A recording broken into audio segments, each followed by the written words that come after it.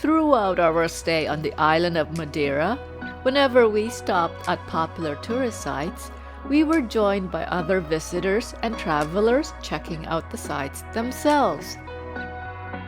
With the temperate climate, tourists visit the island anytime during the year, even during the winter season. So finding ourselves alone amidst the scenic ocean views or tree-lined paths are so rare.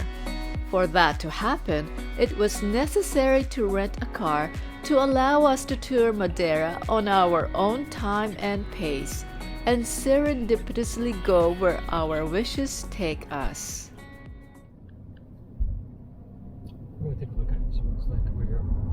Here we were on the road again after the stop at Porto Moniz. Check out the previous episode from Porto da Cruz to the lava pools of Porto Moniz if you haven't seen it yet. We were driving along the road that winds through the interior mountains. These narrow curving roads were taking us along the western side of Madeira. In contrast to the coastal routes, this road led through a beautiful forest.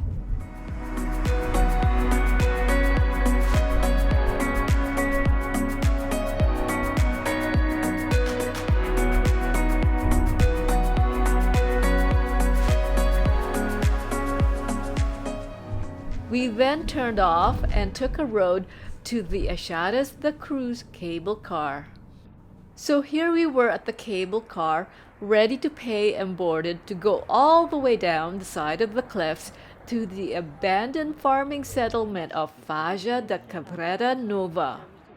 But wait, why was it just sitting there with no passengers? Well, it turned out that the door of the cable car down below wasn't closing properly. Until it was repaired, the operations were offline. But good news, we did make it down to the Faja da Cabrera Nova settlement at a later date, so stay tuned for that story in an upcoming episode. So back to the car, and while we were driving south, we saw a sign for the Capela de Nossa Senhora da Boa Morte, an intriguing name for a chapel. In English, it literally translates to the Chapel of Our Lady of Good Death, and we were surprised by the views presented to us. The vast, unobstructed ocean views and the green landscape that revealed earthen structures of terraced farming, but now has reverted back to grass. There were a couple of free-ranging cows along the hillside. We stopped here for a while to take in the stunning views of the blue ocean, blue sky, and the sheer cliffs.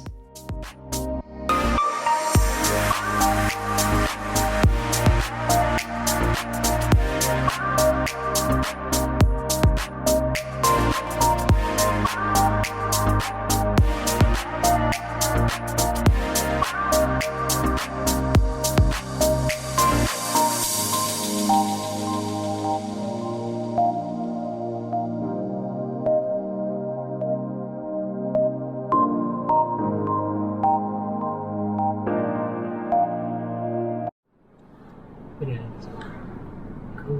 Where are we again? What's it called? Madalena do Mar. And there are growing banana trees right on the slope. They look like banana trees, don't they? With the afternoon winding down, we headed south towards the coast and to the small coastal town of Madalena do Mar. Madalena do Mar is a civil parish in the municipality of Ponta do Sul. So this is a nice avenue. Wow. With the sea on one side. It's known for its cultivated terrace fields growing bananas, and also for its stony beach. We walked along the promenade while the sun was setting. Unlike Funchal, the atmosphere was one of calm and quiet. There weren't that many people on the streets while we were there.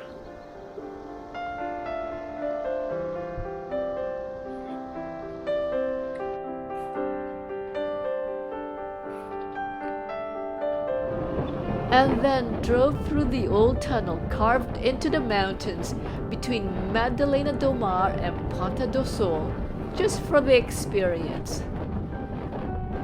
Unlike the newer tunnels, you can see how roughly the stones were cut through solid rock.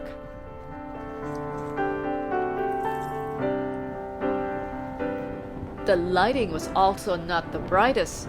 It made us feel that we were almost transported back to the 19th century. Well, almost, because instead of a horse and carriage, we were speeding through the tunnel with a Ford Kuga crossover SUV.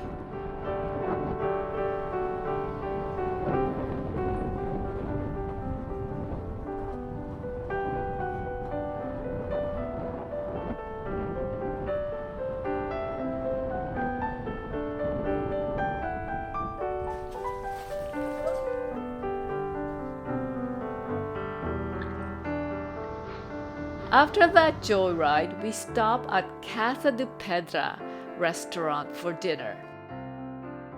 With a great view of the sunset over the ocean, we ordered mussels and shrimps for dinner.